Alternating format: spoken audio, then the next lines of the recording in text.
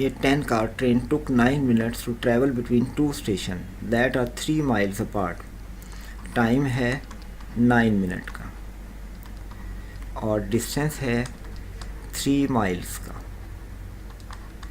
The average speed of the train was in miles per hour.